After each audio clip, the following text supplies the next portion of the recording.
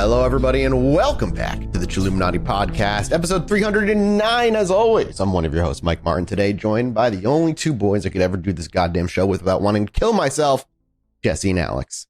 What? And what's up, boys? I can't talk about serial killers like alone. I'd be depressed so much. I'd be so depressed. Why would you do it alone? Exactly. But that's like apparently in the true crime sphere of podcasts, like one person on a microphone, like telling spooky true crime stories is like the most popular way of doing it. Yeah. I feel like if that was how I did it, I would just like be depressed all the time. If my job was just to alone research, read about, and then talk about all the horrible crimes these people did without anybody to laugh about. You're not a 44-year-old mother of three. Who has decided that rather than got a lot of animals, live a normal life. Yeah. Is living a lot of animals, but it's not quite the same. Yeah. No, I don't know. Like, I can't even do the way we do it that often when it's just dead ass. Like, I can make it through the recording when it's Mathis running it because I don't have to immerse myself in Jack the Ripper or Zodiac, but I can only do straight up true crime so very rarely. So I always try to make it a big one whenever I go for it. You know what I mean? Yeah. Well, the key is to go in dead inside already. That's how you do it? Yeah. You go in dead? Yeah. You live the life I lived. You're dead inside already, bro. Just go in dead, man. You can get through anything. Just go in dead, man. Just go in dead. Just survive. That's good. I mean, kill herself. There's something. I know alphas and betas don't exist, but there's something beta about that. Go in dead. It reminds me of Buster Bluth trying to like curl into a ball to like deflect aggression from bigger creatures. Go in dead. I don't know. Anyway, guys, today I'm just going to start by telling you that for once, every little secret is real. Okay. How does that grab you? Sounds like chaos magic, and I don't know how that grabs me right now. It's been grabbing us pretty good, though. I feel like in general, except for like a few, every time we do an episode on something that's not aliens or murder, there's a little bit of hate that comes our way. But no, I feel like the love has been large, and I hope that you guys all went and bought a bunch of Grant Morrison comic books after last week. Dude, I seriously, like I said, I went shopping for one the other day, like literally yesterday. The only true, like, all right, I'm fine with that, but yeah, the rest of it, you could do anything and call it chaos magic. So like, whatever. Now you get chaos magic, Jesse. That's chaos magic, baby. No. If you can accept that Christianity exists in the world and just politely step to the side of it, right? We can do that with chaos magic too. No. It doesn't mean that we don't have to understand Christianity, right? I do understand Christianity. I empathize with Christians. It's just not my bag. I, for one, love your association of Christianity and then chaos magic. I'm going to let the internet have a field day with that, in the hierarchy of systems. We're in the podcast for mature audiences, okay? And our audience, as proven time and again, is exceptionally mature. You mean old? Yeah, they're all old like we are. They're all our age, bro. Look, outside of the systems that are out there to believe, we then take those and interpret them each ourselves in our own unique ways. And that's what those systems when I was of a beliefs Catholic, I treated my prayers like chaos magic and jerked off during them.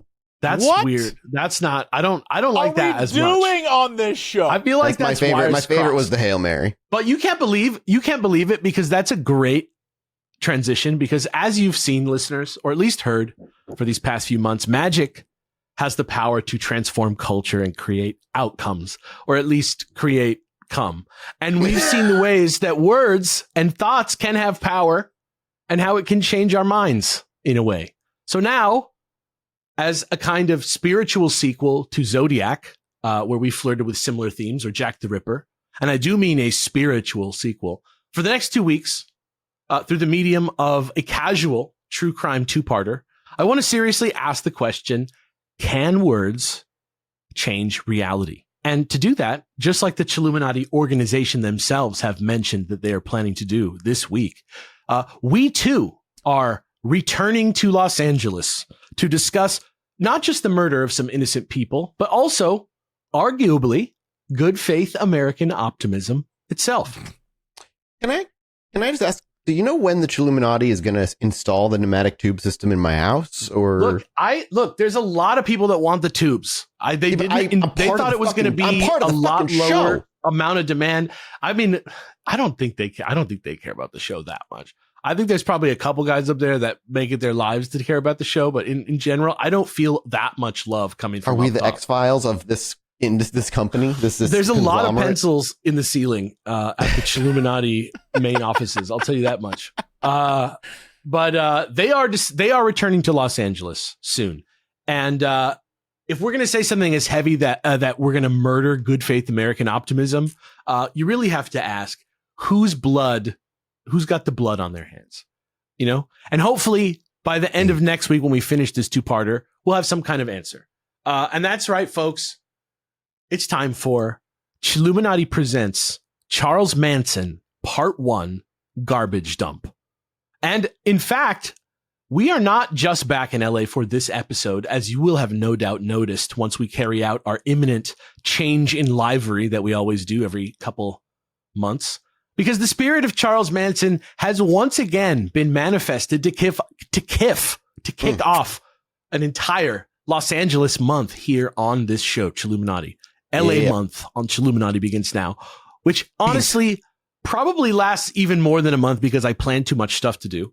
You got an extra week of it by just being a member on Patreon. Just spiritually, you got an extra week of LA month that way. You just that's where your dollars are going, is to extra LA month weeks. There's a 6-week month in the middle of this year, and it's called LA month, and it's on Chilluminati. And it includes a bunch of strange and interesting stuff to know about this brave, mysterious, crazy city. This is like chaos magic. Yes. Making it up as we go along. Yes. Yeah. If you can even call it a crazy city, if you can even call it a city. So if that sounds awesome to you, good. That is because it is awesome.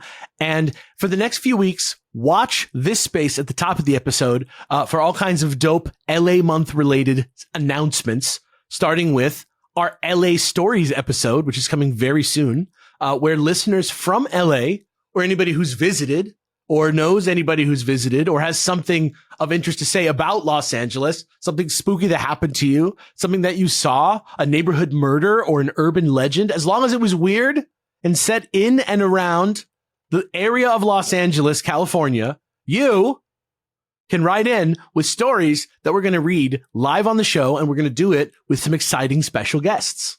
Isn't that cool? Isn't that exciting? I'm excited. And they're going to be LA-based guests. You know what I mean? Yeah. It's all LA stuff. That's so cool. the easiest to get is what you're saying.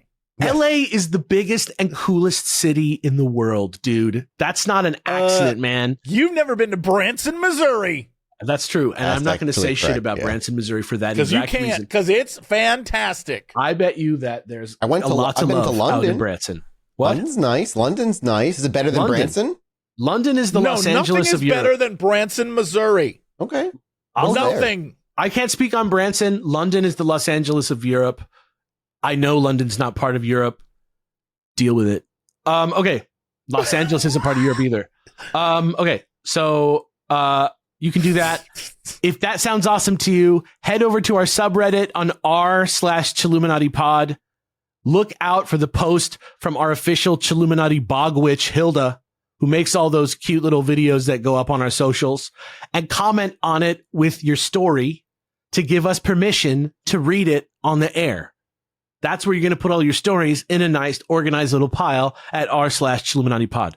And separately, though still tangentially located within the Los Angeles month cinematic universe, make sure you're not doing anything on August 30th. Not for any particular reason, but probably a pretty neat one if I had to guess, that will also be revealed to you in good time. Wink, wink.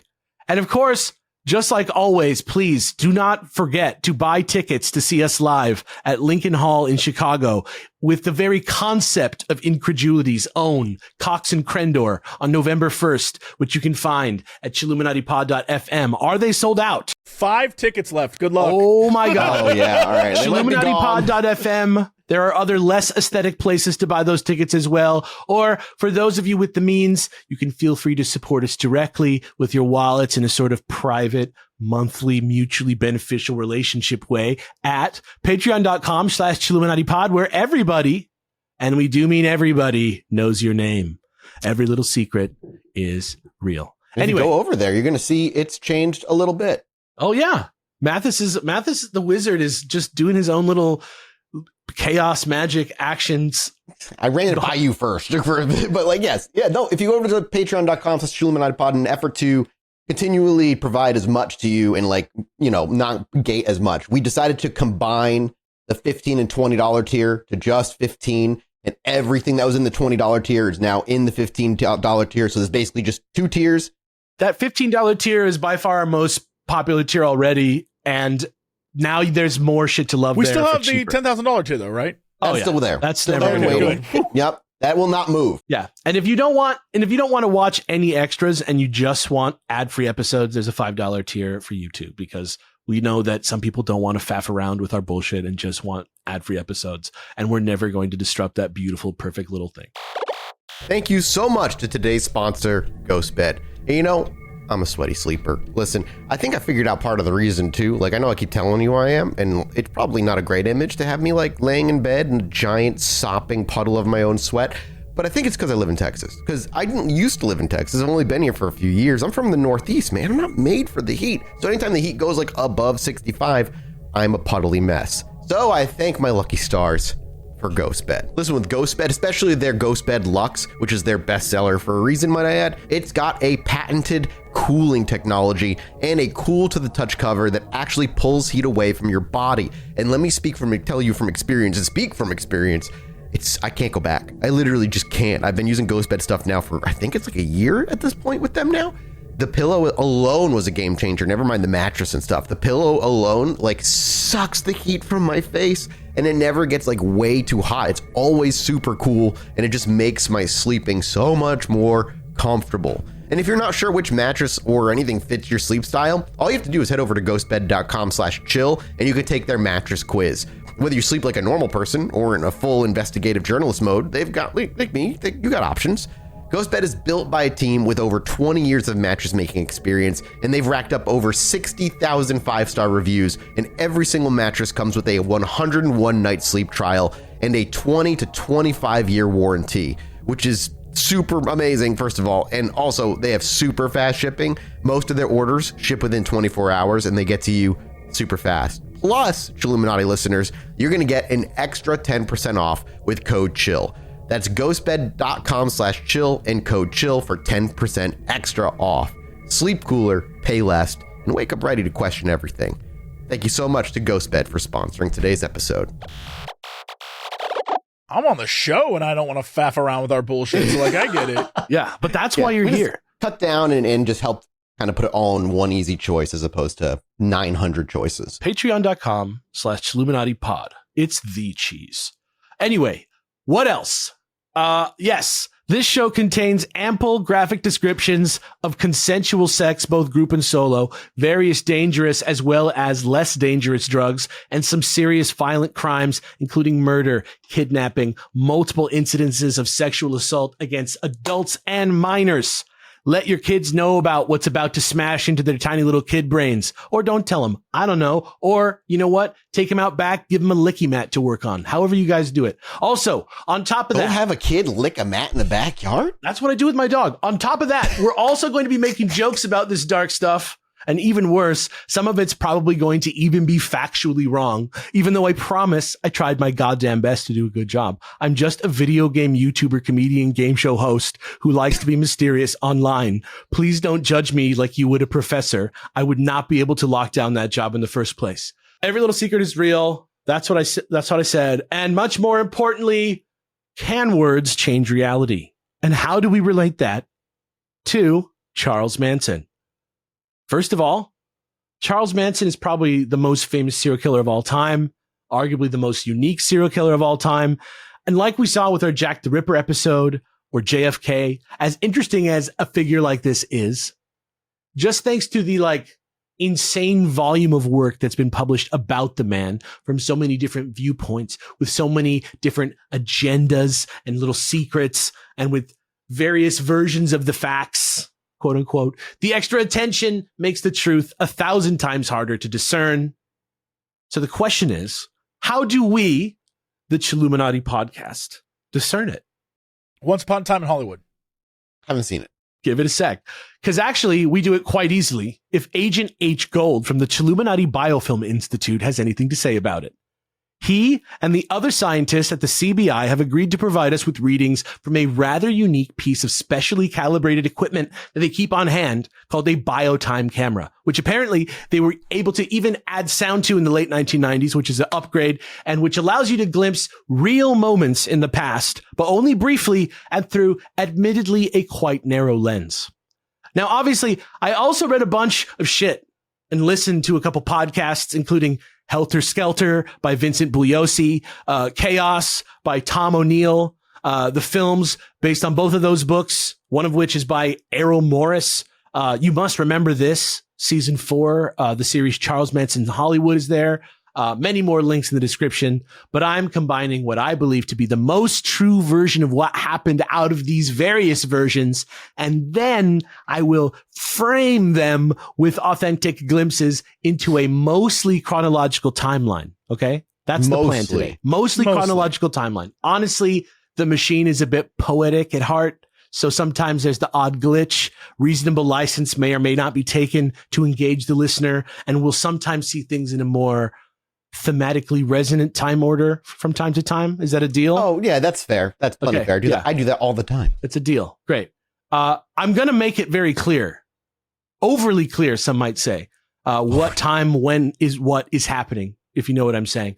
So to begin, here's a message for absolutely no one in particular, which I've been instructed to press transmit on now.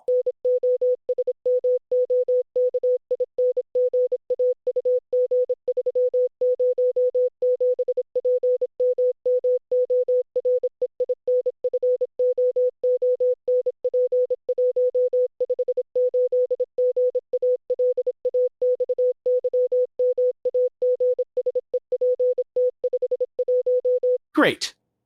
And now, speaking of thematically resonant, let's take a look at our first time slice, which I actually thought was interesting. The very first one was actually labeled late fall 2018. And it's funny you said this earlier, but it seems to be from one of the mornings in Universal City where famous American movie director Quentin Tarantino was filming some of the iconic closing shots of the film Once Upon a Time in Hollywood, where instead of Sharon Tate and Roman Polanski's house, the Manson family show up at the house of Rick Dalton, who is Leonardo DiCaprio's character, who, unbeknownst to them, was under the protection of a stone-cold killer war veteran stuntman in the middle of an acid trip, and his dog Brandy is also there, who generated over $35,000 in winnings in underground dogfighting rings across the South Bay of California. Obviously, were all the new Hollywood it girls there as well? Some of them were, I think, like probably, what's her name? Harley Quinn. What's her name? She's in that movie. Dr. Quinn. No. Medicine Woman. Yes, that's right. The cowboy hat. Yeah, from the show. She was there, because she was in the film, and, a couple other famous actors were there because it's kind of a vibe on Quentin Tarantino sets. But like I said, it's a very narrow, the slice is narrow. You can't see that much. Obviously, in this fairy tale universe, once upon a time, the Manson family never carries out the Tate LaBianca murders. And Sharon Tate goes on to be just another charming, beautiful international actress. And nobody ever had to start locking their doors. And even though one last time the tough guys prevailed, it paved the way for real non-crazy hippies to usher in a world of peace and environmentalism and respect between us and our fellow humans, no matter what kind of style or background. And the boomers never had to secretly feel guilty. And the millennials got homes, and Gen Z had a social life, and everyone lived happily ever after. Thanks, Manson. I really liked that movie. Did you hear they're making a sequel to this movie? Yes. David Fincher is directing a script by Quentin Tarantino that is about Brad Pitt's character. I did not plan that. Is that chaos magic? That's wild. I would say he's the most popular part of the movie, so like... The one thing about doing the show for 7 years is there's a lot of synchronicities of a topic we're covering around the time of like an anniversary, like Philadelphia Experiment was similar, like happened. A secret announcement of a full movie sequel to a Quentin Tarantino movie directed by David Fincher for Netflix. Crazy. Weird. Started filming 2 days ago.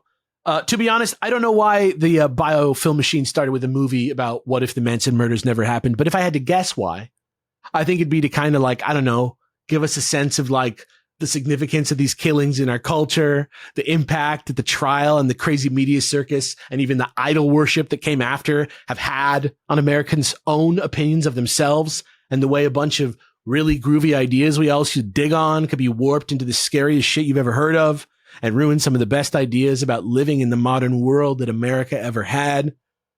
So what do you say we meet the motherfucker who supposedly turned it all to shit? I'm excited. You're excited? You're excited to meet that guy? You're hyped? I'm hyped to meet the man that would I'd love to see become that. insane. I hope you have some quotes for us to read, and Jesse has to give us his best Charles Manson impression. I Oh, really don't. man. I really don't. Damn, well, it's Today next I episode. literally Thank God. thought to myself, what if I take it easy on them this week? There's a lot of reading in the mini-sode. No, I go the other way. How can I ruin you further? That's how I usually approach it. But today I said, It's the COVID, dude. COVID yeah. changed your brain. It did. I just tested negative about 3 hours ago. By the time the world at large met Charles Manson in 1969, he was some kind of evil hippie devil wizard, eventually even adding a swastika that he carved into his own forehead, who was killing people and smiling too much and corrupting our children, with dozens of people, mostly women, following him around and doing whatever he said, including murdering strangers and taking acid and speed with him and having orgies all together and calling themselves a big happy family. But he was also 2 years younger than I am right now, just 35 years old. And nearly half the time that he'd been alive at this point, he was in prison.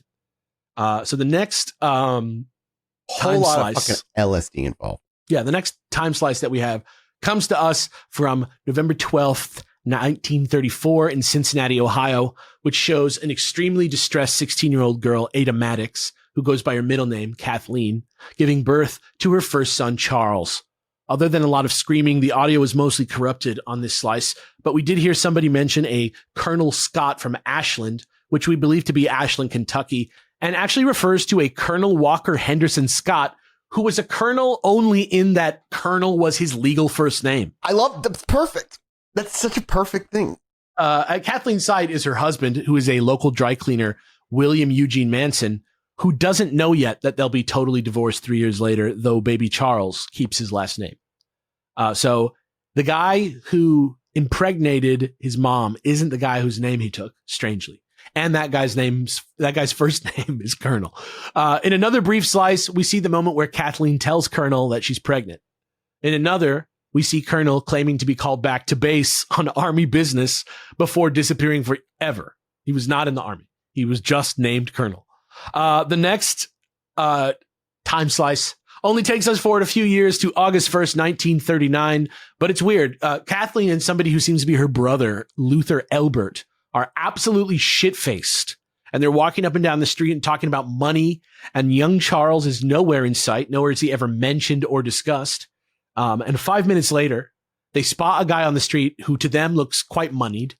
And they decide they're going to go for it and rob him. But it goes bad. And somebody kind of sees. And suddenly Kathleen and her brother are arrested. And in another slice, a little later, Kathleen is in court being sentenced to 5 years prison for armed robbery and assault. Which is crazy. And the next time slice is 3 years later in 1942 in McMean, West Virginia. And it's really short, but we think that it's footage of young Charles Manson, age 8, at his aunt and uncle's house where he lived for the past 3 years while his mom was in jail.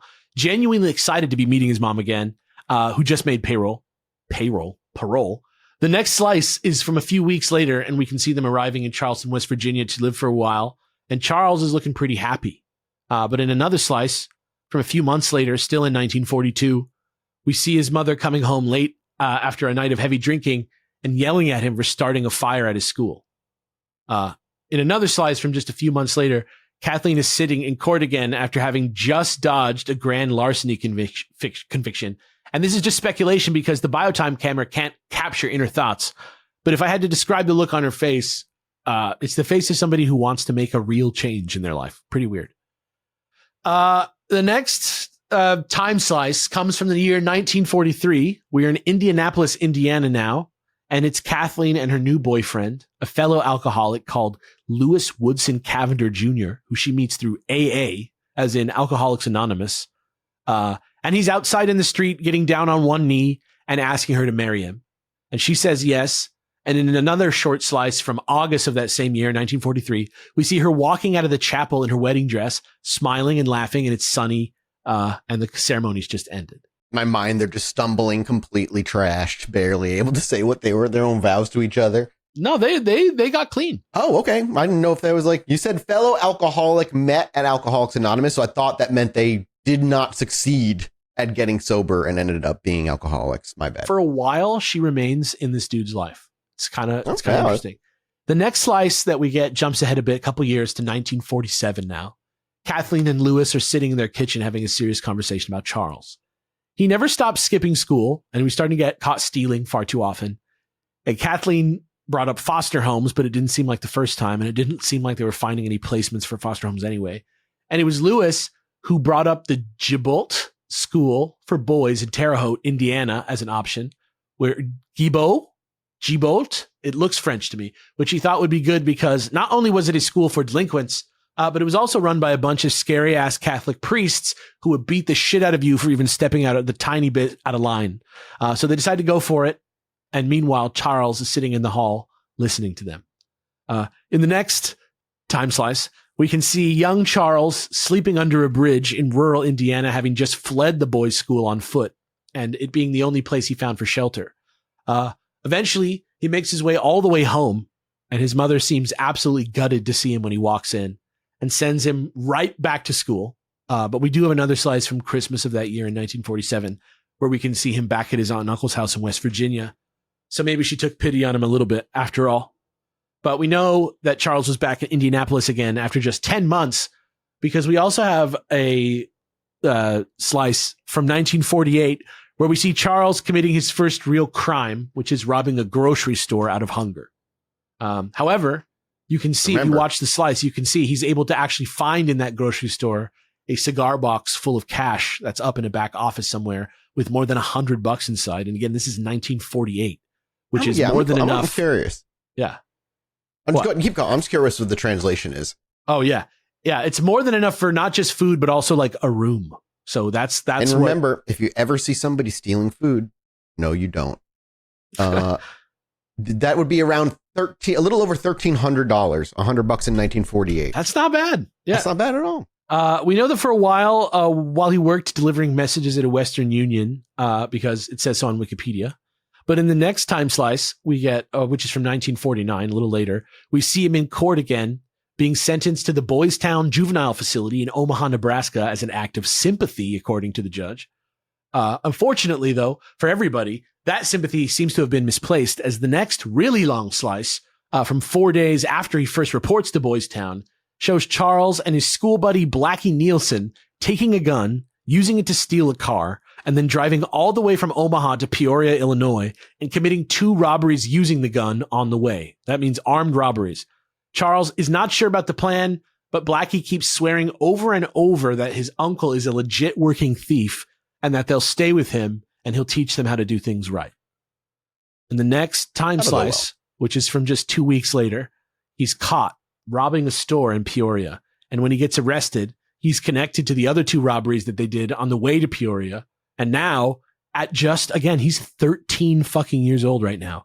He's sent to the even stricter Indiana Boys School, which is a reform school near Plainfield, where he's repeatedly beaten and raped by other inmates, from which he escapes and is recaptured 18 times over the next 3 years. Jesus. This is where he learns that acting crazy can keep people off his back, and that different people want different things, and he tries to give it to them. In the next time slice, which is from a few years later in February of 1951, we now see a 16-year-old Charles Manson getting arrested at a roadblock in Utah that was set up to catch him and 2 other boys on their way to California in a chain of stolen cars, which they have driven flagrantly across various state lines, which is no blames. The next slice shows Charles receiving an IQ test from his caseworker at the National Training School for Boys in Washington, D.C., who calls him, quote, aggressively antisocial. The next slice is from 8 months later in October of 1951 when he is visited by his aunt at the Natural Bridge Minimum Security Honor Camp in Virginia, which he's been transferred to. She's telling him that she told the people in charge that he could stay with her and get a good, real job, and that he had a parole hearing scheduled for the following February, which was just in 4 months. The next slice is from 3 months later, 1 month before the parole hearing, in January of 1952, when Charles is caught raping another boy at knife point. The next slice from the following year, 1953, is another one of him raping a fellow prisoner, this time at the Federal Reformatory in Petersburg, Virginia, which does not bode well and gets him transferred again to a different maximum security reformatory in Ohio, where he was meant to stay locked away till his 21st birthday, which would be in November of 1955. But the next slice that we see is Charlie walking back in the front door of his aunt and uncle's house in West Virginia again in May of 1954 after getting out on good behavior, despite more reports of antisocial behavior and psychic trauma from various stuff. The next slice is from just over a year later, still not from after he would have been out of jail, in July of 1955, and Charles and his newly pregnant new wife, a hospital waitress. Hey, congratulations to the happy couple. Yeah. She's a hospital waitress. I don't even know what that is. Called Rosie Jean Willis. I guess a waitress? Do you need a waitress in a hospital? Maybe she just brings hospital food to patients. I guess that's a job. I don't know if it is now. I mean, maybe there's a cafeteria in the hospital and she's a waitress in the cafeteria. You sit serving like the doctors and stuff. Yeah, maybe. Yeah, okay, maybe doctors. Yeah, I don't know. Anyway, her name is, please educate me if I'm being insensitive. A hospital waitress called Rosie Jean Willis, who he married that January. And they are arriving in Los Angeles in another stolen car. And Charles is again immediately arrested for taking a stolen car across state lines. What, he never does figure out the rules on this, I don't think. I don't think even if he did, wouldn't matter. Stolen cars fuck his life up so much more than he probably wanted them to. It's crazy. In the next slice, we see him once again in front of a judge, being given 5 years probation in consideration of his psychiatric violation. His psychiatric evaluation. And in another slice from March of 1956, we see he briefly returns to Indianapolis, where he is again immediately arrested due to a failure to appear on another driving stolen vehicles across state lines charge from Florida. And he had his probation revoked. So now no more probation. And in the next slice, he reports to Terminal Island, which is a federal prison in my beautiful hometown of San Pedro, California, home of the Port of Los Angeles, for a 3-year stay. And his baby with Rosie, Charles Manson Jr., is born just a few weeks later after he's in jail. So he doesn't get to see it born on April 10th, 1956.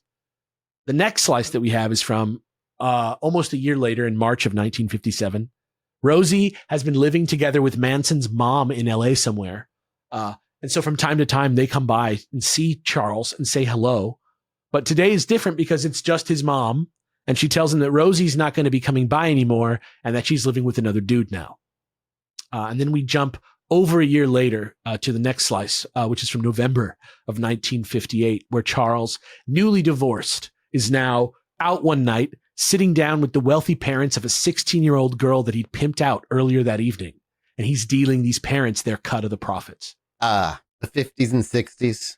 I miss those eras. That's where people want to go back to. Make America like that again. A fucking heinous time. In the next time slice, Charles is in court again the following September 1959.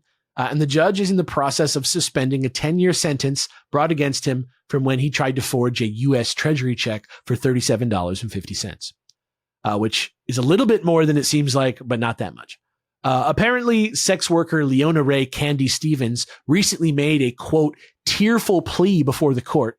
And she said that they were going to be married, which they actually did before the end of the year, which did get his sentence suspended. So she wouldn't have to and a lot of people think that she did it just so that she wouldn't have to testify against him in court, which might be true. In the next slice, though, we've got Manson in June of 1960 getting arrested again for possibly pimping out his wife and another lady in Texas, which happens to be in violation of the Mann Act, which is just like the car law that we've been talking about, except you can also not take sex workers across state lines. But that never stuck. And in the next slice, we see him back in court again, this time getting sent back to LA and ordered to serve that original 10-year sentence for the bad check because, you know, he fucked up now. And this time, the same judge who gave him the probation last time says, quote, "If there ever was a man who demonstrated himself completely unfit for probation, he is it." Crazy. He was correct. Yeah, complete 180 on that. And that judge looks real good today. In the next slice, we see Manson arriving at the U.S. penitentiary at McNeil Island, Washington, in July of 1961 now. Now we're in the 60s. Pretty hardcore.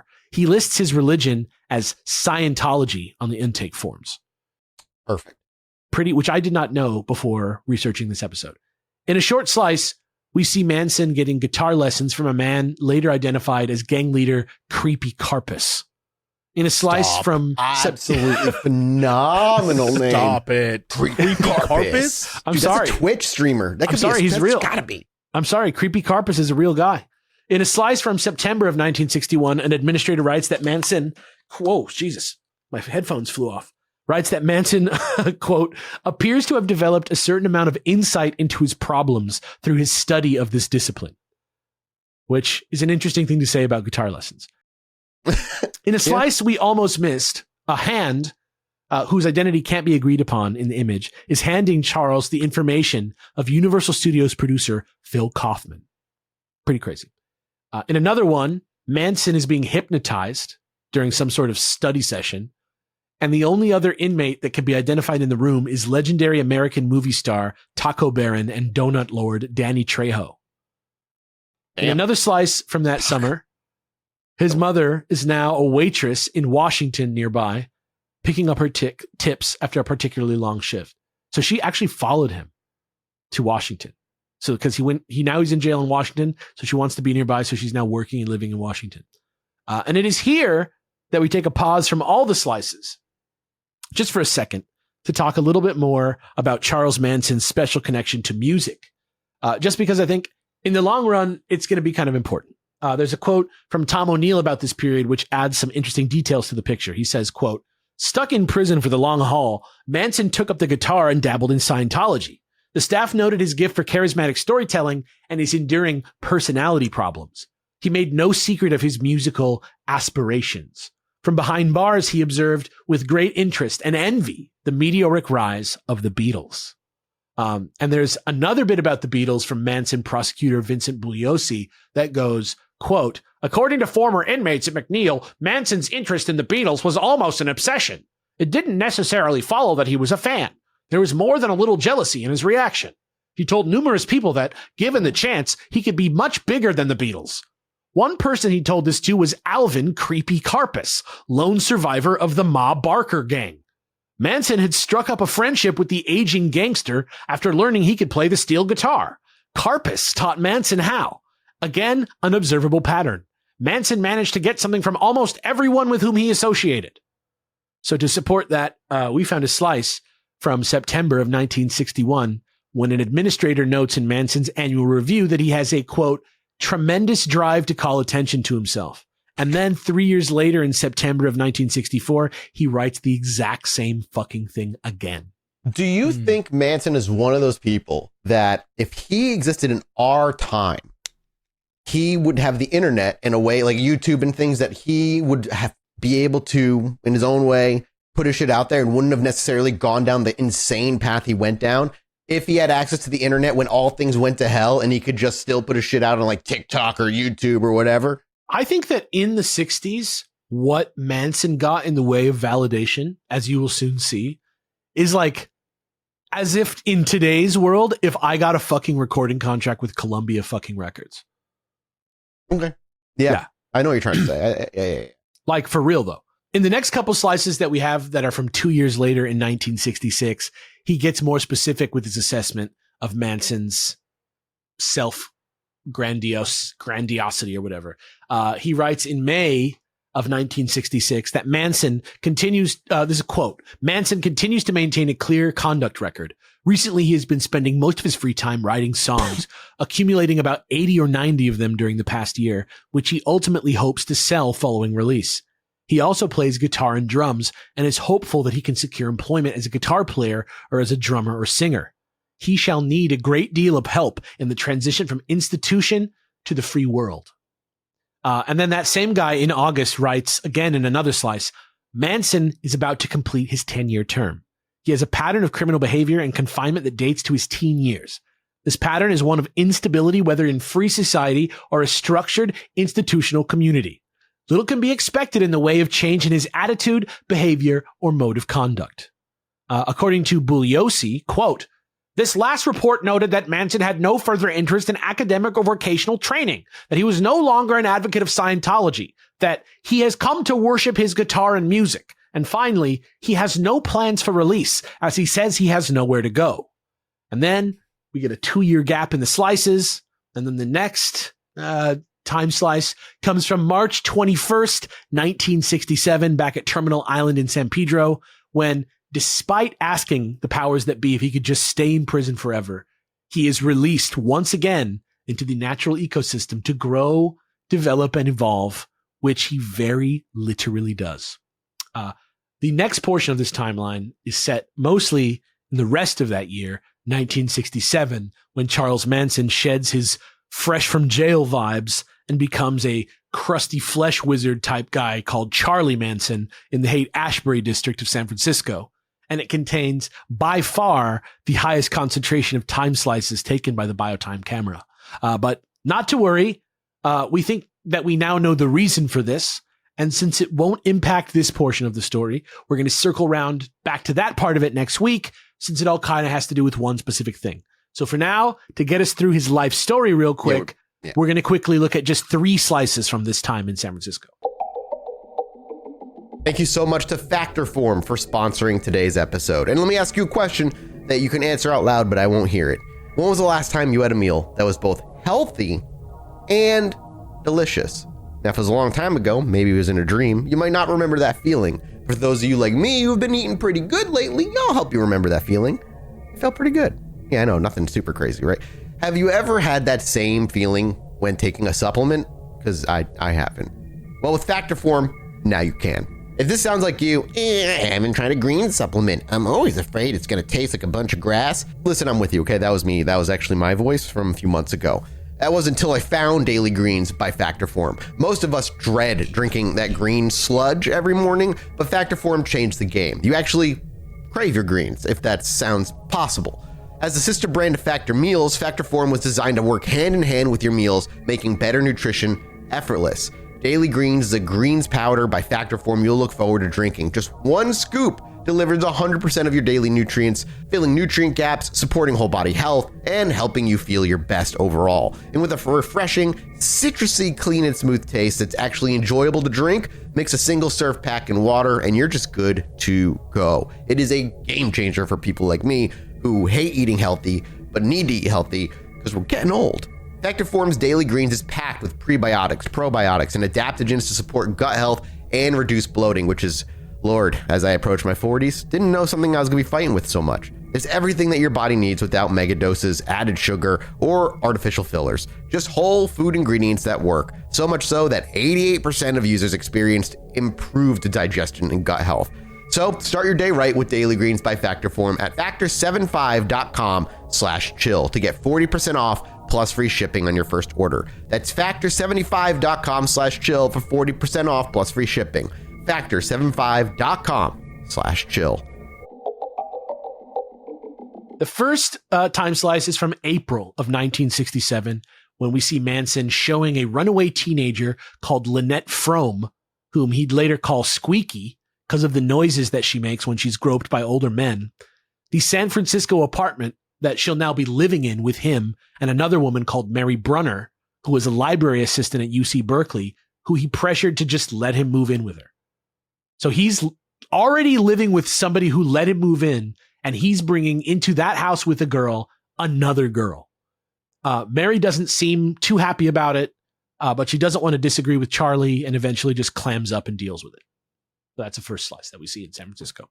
The second slice from San Francisco that we'll look at is from a few months later in June of 1967 at the same apartment where Manson was now living with 18 different women. He had just come home from recording both sides of a single that was going to be pressed to 45s by Uni Records under MCA, a major label subsidiary, under the artist name Silverhorn. So he didn't need social media. He was about to put out a record that had 2 songs on it, Look at Your Game, Girl, and Eyes of a Dreamer, and receives a half-hearted blowjob in his apartment from someone we can't see while smoking a half joint that he finds in an ashtray on the table by the kitchen window. So that's the second slice from San Francisco. And the third slice that we see is Manson laying in the back of an old painted school bus, traveling along the Malibu coast down from San Francisco on some beautiful rugs and pillows that he and his family, as he calls them, have swapped in to the bus for some of the seats that they ripped out. He smokes 2 full joints on the bus, writhing around on the ground and grabbing at a pile of young women who are all tripping out on LSD with him on the bus. So those are the 3. That's a Simba walking on the bridge in Hakuna Matata of Manson in San Francisco that will get us through that point in his life. I'm sure we'll talk about it, but like the whole thing with all of his ladies, like LSD was so heavily involved in all of that. It was crazy. Yes. They did more and more and more and more drugs over time, as you'll see. So basically, he becomes the Charlie of legend at this point, the one that we are thinking about when we think of Charles Manson. And now that you get the general idea, let's put a pin in the San Francisco years for a minute, and we'll head to the next part of my notes, which is labeled the Golden Penetrators. Oh, love it. Cool. Yeah. Yes. Yeah. The first time slice that we have in this section is from April 6th, 1968, and it is cinematic as fuck. It features Dennis Wilson from the Beach Boys, who is currently just like a 2025 influencer type vibes guy. He's 23. He has a shitload of money. The band is not hot like it was when they started because he was like a young guy at that point, and now he's aged a bit, even though he's just 23. He's chilling kind of down off 2 divorces with the same girl, which were in part caused by his violent temper and physically abusive treatment of his wife, who's called Carol, by the way. And she and the 2 kids that he has at 23 are living elsewhere, while he's got a Spanish-style mansion in the Pacific Palisades that used to be Will Rogers' hunting lodge. And so it's huge, and it's got 31 rooms, and it's got a pool that is in the shape of California in it, and it's all decked out with like weird, sad bachelor vibes, decorations, and bunk beds as his like weird depression groove, like fuck pad. Love it. So that's what he's doing. There's like a lot of red and zebra print. It's a bad look. Anyway, today, it's just a truly heinous visual aesthetic. He's driving his Ferrari today down PCH on April 6th, and he runs into these 2 hot hitchhikers. Patty Krenwinkel and Ella Jo Bailey are their names. And he picks them up and he takes them where they're going. Nothing too crazy, except he clearly thinks these girls are smoking hot and flirts with them quite a lot while they drive. It's very similar to the scene in the film with Brad Pitt and Andy McDowell's daughter. I can't remember her name. She's Margaret Qualley? Yes, thank you. There you go. The Substance. And the next slice. Also haven't seen it. You mean Death Stranding? You mean Mama in Death Stranding? Mama in Death Stranding. Mama in Death Stranding. I know that run. I know that one. And hopefully Rogue in the X-Men, if internet rumors are to be believed. Oh, and the she next loves slice, to bite her lip, according to the internet. Yes, she does. Yeah. In the next slice, from 5 days later, on April 11th, 1968, Dennis sees them again. The same 2 girls, but this time he takes them home.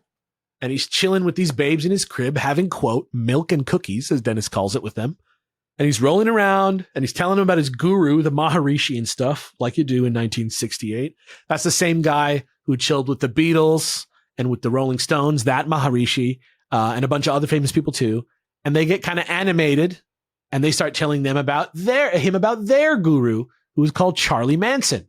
And Dennis wonders if it's the same Charlie Manson that he met in San Francisco that one time, but he doesn't say that out loud. And I just know that because I know that he was thinking that because I know a lot about this. And that is not in the time slice. That is just a little editorial part that I put in there to let you know how Dennis was thinking. Then, for a huge portion of the time slice that that we see there with Dennis in his house. It just follows him again. He just gets back in his car. He goes to a recording session for a while, which is a cool part of the time slice if you like to watch the Beach Boys, but has nothing to do with the story. And then it also follows him back home again to his rad car. And then he drives his rad car home to Malibu and up into the Palisades. And when he gets there, there's this big black bus in his driveway now, which is kind of weird. And this tiny little guy, Charlie Manson, is actually there at his house now. And I do mean a little guy. Dennis looks very surprised to see that Charlie Manson is literally just 5'2" tall. He's a little man. He's a little angry man. And there's suddenly like topless babes all over the place on the premises. And nobody seems to know if it's chill. So Charlie just literally like gets down on his hands and knees and starts kissing Dennis Wilson's feet, and then everything gets chill. And that's kind of weird. Tom O'Neill's got a bit of a quote about this period that goes, "This night ushered in a summer of ceaseless partying for Wilson. Manson and the family set up shop in his home, and soon Manson recruited one of the group's deadliest members, Tex Watson, who picked him up hitchhiking. The family spent their days smoking dope and listening to Charlie strum the guitar. Not dope, dude. The girls made the meals, did the laundry, and slept with the men on command. Manson prescribed sex 7 times a day, before and after all 3 meals, and once in the middle of the night."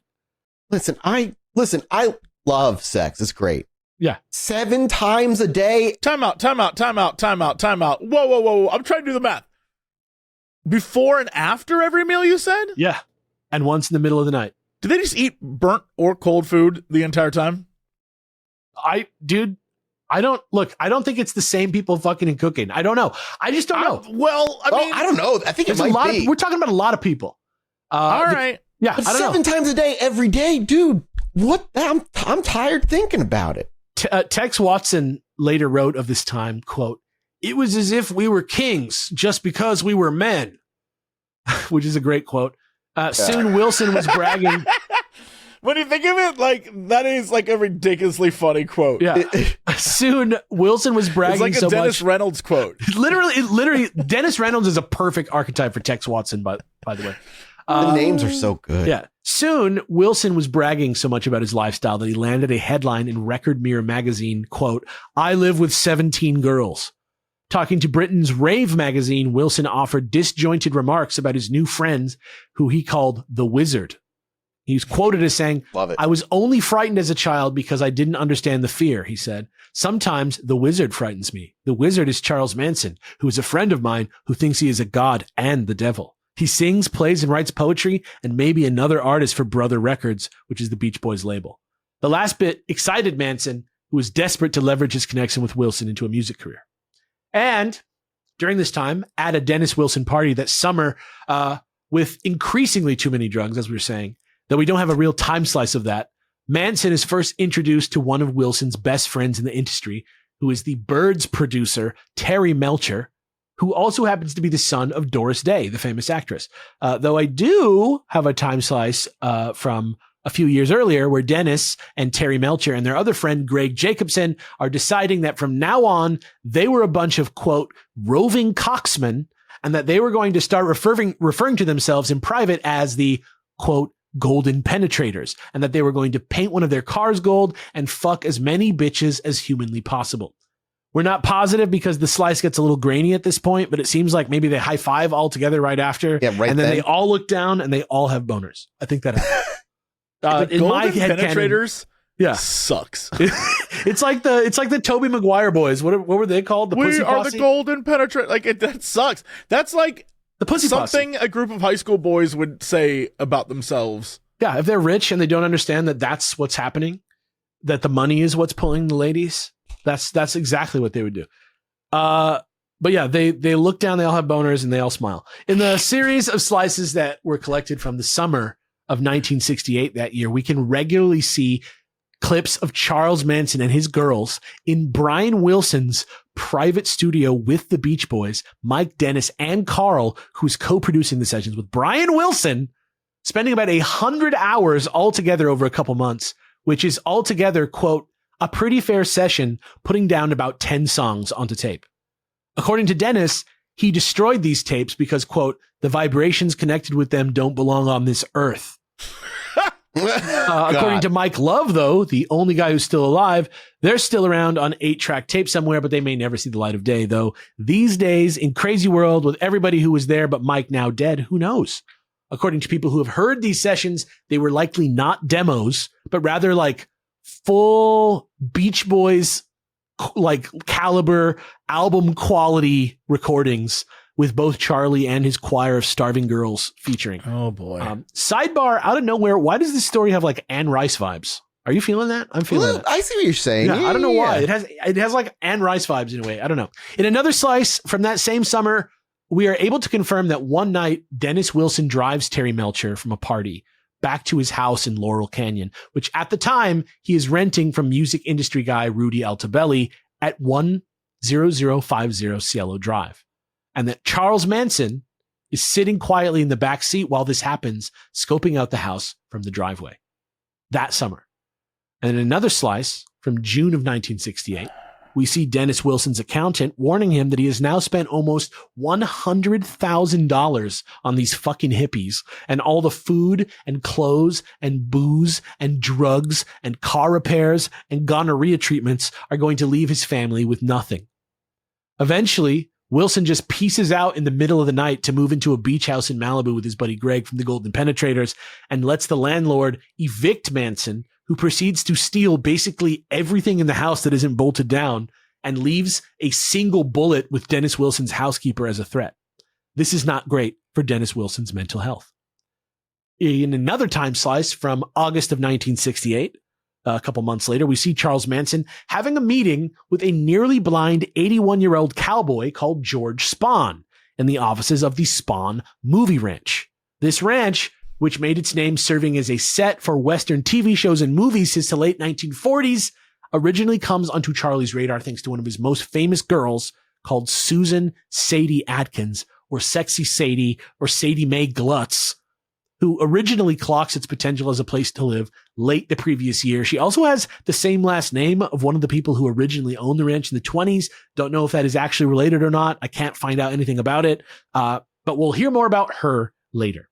And by the way, just so you guys know about the weird naming thing and why everybody seems so amorphous all the time, Charlie had a very specific practice of always, and if you think about chaos magic and how this could kind of figure into that type of thinking, Charlie always calls people by a lot of different names that are very different from each other as a way of like obscuring the truth of situations and confusing reality to kind of like help keep them all out of jail so often and kind of like making things a little bit harder to talk about and share. So if you need like a picture guide to help keep them straight, there's a million online, but I don't think it's going to matter too much for us today. According to what we can glean from this slice, though, all the buildings were just empty frame, like movie set type structures that had all been falling apart. So there's like no insides to the building. They're all just like facades, and they've all been deserted since the early 60s and are literally like collapsing. And so in return for like cleaning the place up. Yeah. Real quick, because I had to look this up too. Like I was saying, all the it girls in Hollywood were in this damn movie. Susan Atkins, played by Mikey Madison. Yeah, there you go. Academy Award Please winner. tell me the name of Harley Quinn. What is her goddamn name? Harley Quinn. The fucking main actress in Once Upon a Time in Hollywood. I can't, like, she's so famous. Everybody listening is screaming it at their goddamn monitors right now. I have no idea who you're talking about. The main character of the movie Once Upon a Time in Hollywood. Oh my God. Oh, yeah. Margot R. No, that's Margot too, Robbie. That's too easy. Margot Robbie, that's right. Robbie. Yes. Margot Robbie from Elden Ring. Okay. So she messes up their names. All the buildings are empty movie frame sets. They're falling apart. In return for like just cleaning up the ranch and doing chores and cooking and cleaning for George. By the way, Squeaky, the girl who squeaked, Dakota Fanning. Yeah, I'm telling you, they're all like literally. They were just like Quentin Tarantino was like, "All right, dude, everyone is going to be somebody." Tex Swanson is Elvis. It's the dude from Dune. It's the guy that Brad Pitt beats the shit out of that day. Sydney Sweeney, Maya Hawke. They're all. The man was just like, "Let me select the next level of actress in Hollywood." Yeah. Which is kind of fucked up for the Manson girls because the Manson girls were like, kind of like completely emaciated, like sickly. Oh, you look them up. The first photos you see are genuinely jarring. Yeah. So I don't know if anybody had sex with George Spahn to like seal this deal all the time, Some people say they did. Some people say they don't. Squeaky says they didn't. But they all cooked and cleaned for each other. Squeaky gave George special attention and like hung out with him and like did things with him around his house. And did little, maybe like sexy little flirts with him and stuff. But I really don't think they, had sex with him or anything, but he totally let them live at the ranch for free other than these services that they provided for him and his ranch. In the slices we have from on and around that day, some of the most prominent members of the family that you can see walking around and doing things are Lynette Squeaky Frome, Big Patty Krenwinkel, Ella Jo Yellowstone Bailey, Bobby Cupid Beausoleil, Mother Mary Brunner, Steve Clem Grogan, Bruce Davis, Ruth Ann Morehouse, aka Wish, Leslie Lulu Van Houten, Paul Allen Watkins, Charles Tex Watson, and Catherine Gypsy Cher. There are many other people who come and go that are associated with the family, but those are the big names that you'll see popping up throughout this story. In the next slice that I have, at Gold Star Studios in Hollywood on August 8th, 1968, Charlie Manson is in a session recording what will eventually become his only album, Lie, The Love and Terror Cult, which somebody is paying for, probably Phil Kaufman from Universal Studios, whose information he got in jail, but we don't know. Overdubs happened the next day. Vincent Bugliosi actually heard some of these tapes and said of them, quote, "My own admittedly unprofessional appraisal was that Manson was no worse than many performers in current vogue. However, Charlie's musical ability was not my major concern. Both Atkins and DiCarlo had said that the words Helter Skelter appeared in at least one of Manson's own songs. I'd asked both, are you sure he wasn't just playing the Beatles song Helter Skelter? No, each had replied. This was Charlie's own composition." So that's something that they heard about. The next slice that we have is from September 9th, 1968 at Abbey Road Studios in London, where the Beatles record 18 consecutive 5-minute takes of the song Helter Skelter. Which Paul McCartney wrote out to make a louder and more screaming song than The Who said they were making. And that was his only goal. And the last one is the one that they went with that day, the last recording of the 18 that they went with. Later, McCartney said that he was, quote, "using the symbol of a helter-skelter as a ride from the top to the bottom, the rise and fall of the Roman Empire. And this was the fall, the demise." So that's what he said about Helter Skelter, which is interesting because it kind of goes along with what Charlie kind of said later. And the next slice, which is from 2 days later on September 11th, 1968, shows Charlie sitting in the Beach Boys' private studio again, which he now knows quite well because he's been there all summer recording a fucking album with Brian and Carl Wilson. And he's watching one of the most popular rock bands ever to do it, the Beach Boys, record a version of his own song that he wrote called Cease to Exist. They are covering Charles Manson. In the next slice, sitting together on the counter of Tower Records in Sacramento on December 2nd, 1968, just a few months later, is a copy of the brand new Beach Boys single Bluebirds Over the Mountain, which has their version of Charlie's Cease to Exist, which they renamed to Never Learn Not to Love as a B-side, and they just changed a couple lyrics, which actually pissed Charlie off quite a bit. Right next to a fresh copy of the Beatles' instant classic, the officially self-titled White Album, and on side 3 of that album is the song Helter Skelter. They were both on sale within a month of each other. In the next time slice, it's New Year's Eve, 1968, and we're at a place called Myers Ranch in Death Valley, California, where Charlie and the family have recently been spending more time as their paranoia levels have recently been spiked, thanks to, as best we can tell, the constant LSD orgies and speed that everybody kept doing every fucking day of their goddamn lives, though we're not exactly sure. That's probably it, though. Not healthy for you, huh? Yeah. Either way, though, at this point in their self-driven narrative, they're stealing cars, especially VW Beetles, converting them into dune buggies, entrenching and fortifying their location, and even stockpiling weapons in preparation for something insane that Charlie says is supposedly coming to pass sooner rather than later, and which, to his credit, seems to legitimately both excite him and scare the ever-loving shit out of him sometimes. And this is his strange New Age philosophies, his obsession with the Beatles, his disdain for the social order, and his love of control all rolled into one crazy idea. And tonight, on New Year's Eve 1968, is the first time he refers to it, as he would almost manically from now on, as Helter Skelter. According to Bugliosi, quote, Manson was an avid follower of the Beatles and believed that they were speaking to him through the lyrics of their songs. Helter Skelter, the title of one of the Beatles' songs, meant the black man rising up against the white establishment and murdering the entire white race. That is, with the exception of Manson and his chosen followers, who'd intended to escape from Helter Skelter by going to the desert and living in the bottomless pit, a place Manson derived from Revelation 9.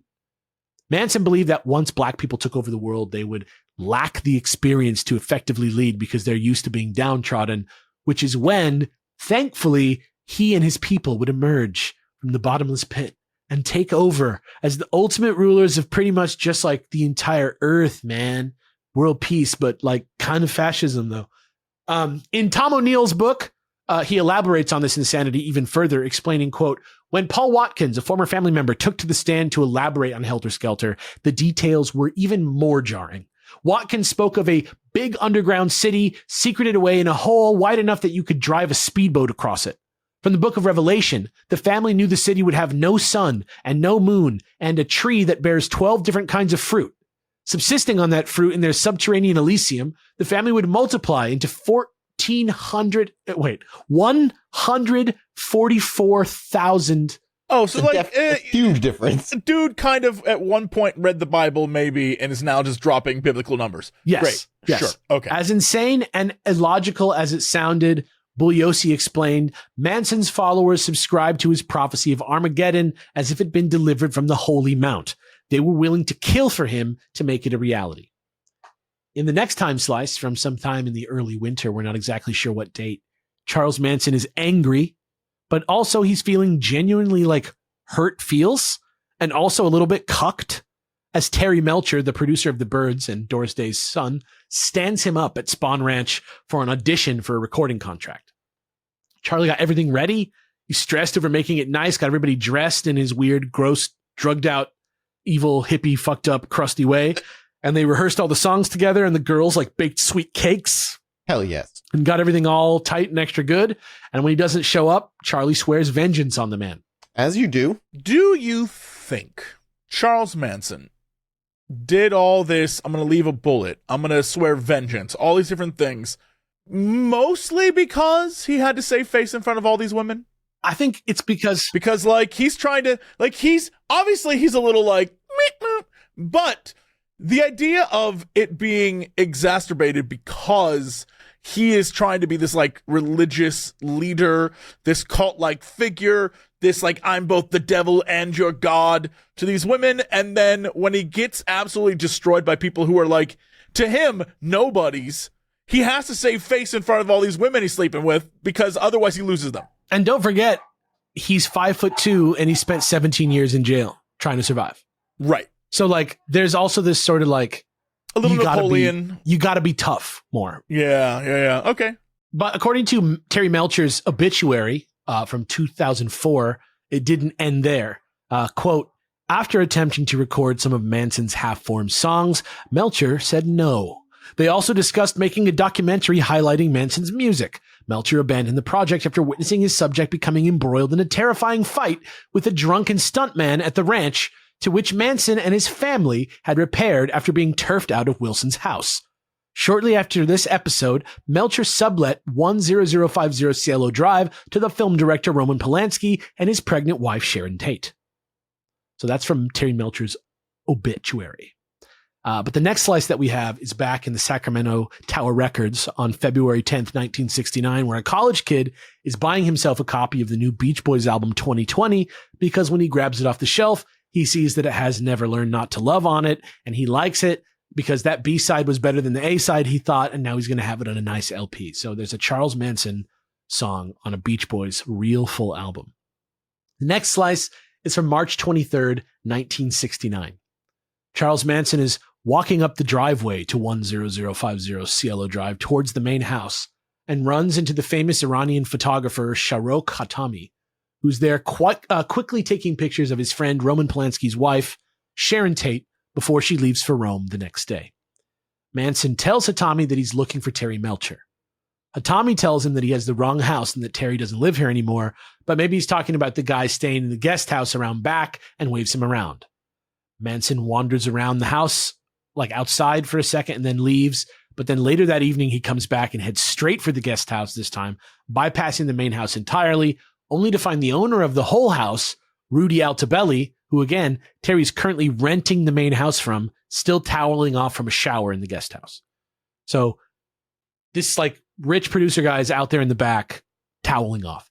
Manson asks him where Melcher is, and even though Rudy doesn't even open the screen door, he tells him that he knows Terry moved to Malibu, but that he doesn't know where. Also, he says he's leaving the country tomorrow, so Manson counters and says he'll find him again when he gets back. And then it's like a Doctor Strange style dance of word magic, and Altobelli says he's leaving for a fucking year, and he tells him that he should really just stop disturbing his tenants and not come back fucking ever, and to forget about this. So Manson leaves. And in the next slice, sitting next to each other on a plane to Rome the next day, Sharon Tate asks Rudy Altobelli if he's ever seen that, quote, creepy looking guy before, and he tells her he has seen him before, which is creepy. Ooh. Then, in a short time slice, it's July 1st, 1969, and Charlie is watching a news report that somebody discovered the dumped body of a Black Panther member somewhere in LA, and he's kind of freaking out about it a little bit.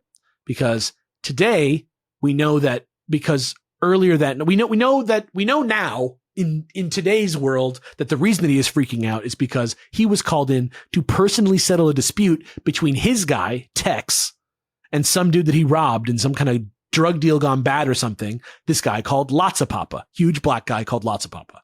I love that fucking name. Sounds like you're owning like a pizza place. Right. Lotsa Papa says he and his boys are going to go kill every single person at Spawn Ranch. So Charlie asks Lotsa Papa to meet him at an apartment that the family has in Hollywood and shoots him dead. At least he thinks so, in cold blood. So we've since discovered that Lotsa Papa neither dies that night, nor does he belong to the Black Panthers, and the guy on TV was completely unrelated. But Helter Skelter Brain Charlie does not know this, and that night he thinks he's in big trouble, so he starts up armed night patrols at the ranch and adds members of the scary-ass, buff-ass, straight Satan's motorcycle club to their group as security in exchange for drugs and sex ASAP. And there is some scuttlebutt among the family that this event that happened where he shot Lotsa Papa, and again, everybody thinks that Lotsa Papa's dead. They think that this could be the catalyst that starts Helter Skelter itself. So in the next slice, from like a couple weeks later on July 25th, 1969, Manson is desperate and he's afraid. He hears word that his kind, hippie Buddhist friend Gary Hinman, who has always been a friend to him and to Bobby Beausoleil, has come into a sudden inheritance of $21,000. And basically, today, out of nowhere, he just fucking decides that he should have that money instead of Gary Hinman, and that maybe to test his little squad that he's got going, he's going to send family members, Bobby Beausoleil, Mary Brunner, and Susan Atkins, to just like go and take this man's money. So later that night in another slice, after hearing that Hinman says there's no inheritance, Charlie himself jumps in another car with Bruce Davis to come and see what's up. Eventually, Manson ends up drawing a fucking saber on Gary Hinman and rather theatrically slices his fucking ear right in half in front of everybody. And he and Davis leave, but not before he tells Bobby and the girls to stay until Hinman gives up and tells them where the money is. So for over the course of 2 more days, from July 25th to July 27th, we have various slices of Susan and Mary helping each other stitch up Gary's ear with some dental floss. We have some slices of Bobby torturing Hinman and asking him where the money is, and finally stabbing Hinman to death on what would later claim to be Manson's instructions. Pretty crazy shit. So to sell the illusion of this coming race war, Helter Skelter, which seems so obviously real to all of them apparently, they write the phrase political piggy on the wall in this guy's blood, along with a rough and barely recognizable Black Panther symbol, though it's clear from how it looks that no one involved will be fooled by it for a second. It looks shit. It looks shit, and they should feel ashamed of themselves. And then the next time slice, on August 6th of 1968, Bobby Beausoleil, I'm sorry, are we in 1969? Not Bobby Boucher, yes. Yeah, Bobby Boucher. No, on August 6th, 1969, Bobby Beausoleil is arrested driving in Gary Hinman's car with the murder weapon hidden in the tire well. So he goes straight to jail. This next part comes from many slices. but with big ups to Tom O'Neill and Wikipedia, especially. On August 8th, 1969, Susan Atkins and Patty Krenwinkel and Tex Watson and a newcomer, Linda Kasabian, a.k.a. Yana the Witch, pile into a yellow 1959 Ford headed towards Beverly Hills. One of them screams, quote, "We're going to get some fucking pigs," into the night. All of them are dressed completely in black. A lot of the 40-minute car ride up into Benedict Canyon that night is silent. They seem to be thinking carefully about what Charlie has asked them to do before they left. All four of them fingering their buck knives in their sweaty palms. I'm glad that's where you went with that. Yeah, I love that descriptor. And quietly, the yellow car pulls up to 10050 Cielo Drive. It's just after midnight, and Tex reminds them all what Charlie said. Totally destroy everyone and do it as gruesome as you can. Just before they arrive, 18-year-old Stephen Parent, having failed at selling a clock radio to this guy he met, William Garrettson, who just happens to also be the new caretaker living in the guest house that night at Cielo Drive. This guy's walking back out to his dad's white Rambler with his radio and sticks it in there and stuff, and gets in the car. Tex was a Boy Scout and a football captain when he was young in high school, so it was easy for him to climb the pole by the gate and slice through the phone lines so that nobody could call 911. It was like he's been there before. We know now that he has been there before because hindsight's 2020. Instead of activating the security gate, they walk up the embankment to the side of the gate and hop over the much lower walls at that height and onto the other side. So they just kind of like go up a wall and go over the wall. They go up like a hill and go over a wall, basically. The gate really seems to be more of a four cars situation. It is not hard for them to get over this gate. Linda Kasabian, the newcomer, is too spooked. She decides to stay behind. She's not feeling it. When the other three get to the top of the driveway, they run into Stephen Parent, the kid, who is already rolled down the window of his white Rambler to activate the gate controls to get out of the house. Tex walks up to him slowly, wrong place, wrong time, reaches for his .22 buntline revolver, levels it at Stephen's face. Stephen doesn't realize what he's looking at first, but then he raises his hands up and screams, "Please don't hurt me, I won't say anything."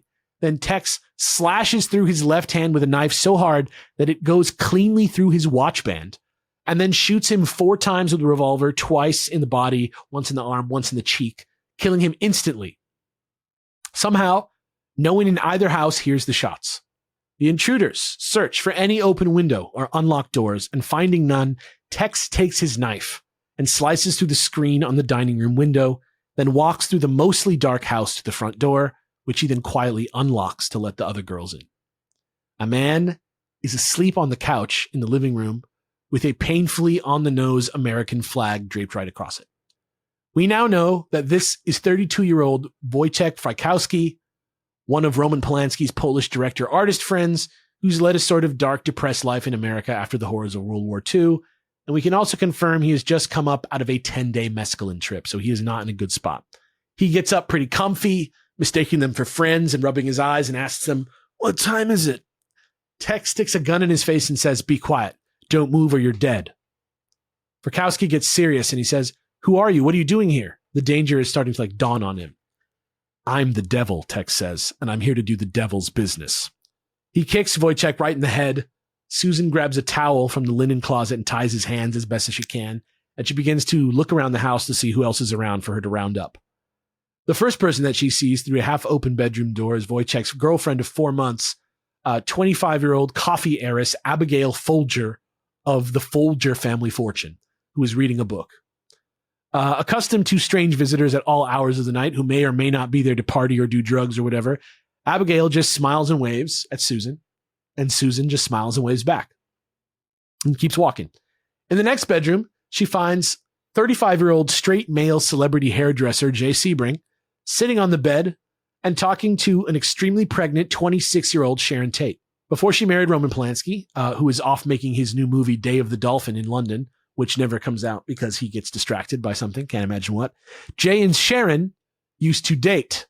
But now they're just really good close friends, probably. It seems like they just continued to hang out even after one of them got married and were just very close friends all through their lives.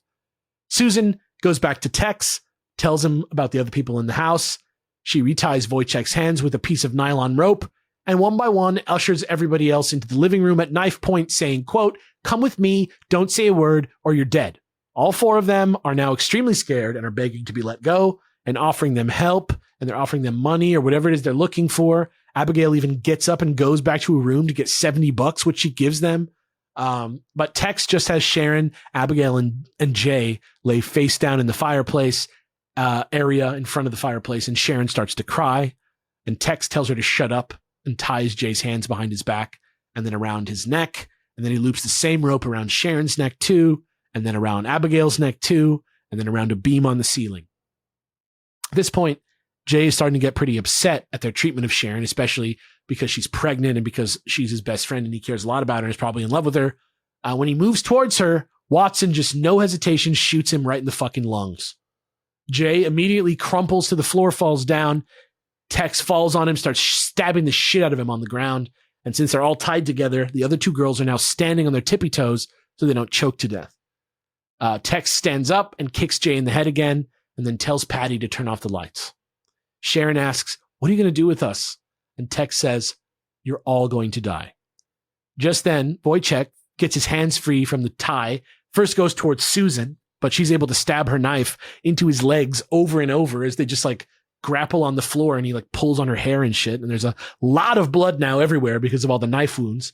And somehow in the confusion, Susan loses her knife and Wojciech makes a break for the front door.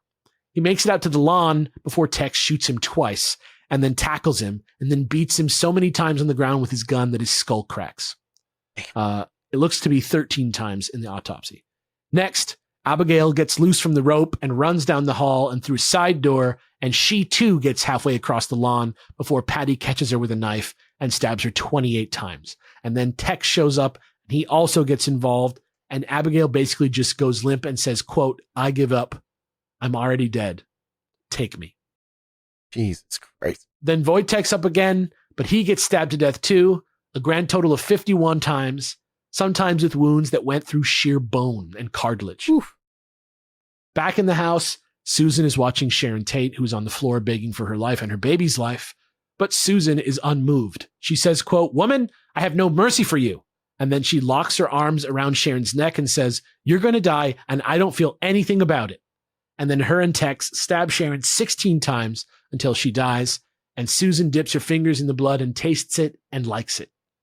Tex says Charlie wants them to, quote, "write something that would shock the world," so she takes Sharon Tate's blood and writes "pig" on the front door of the house.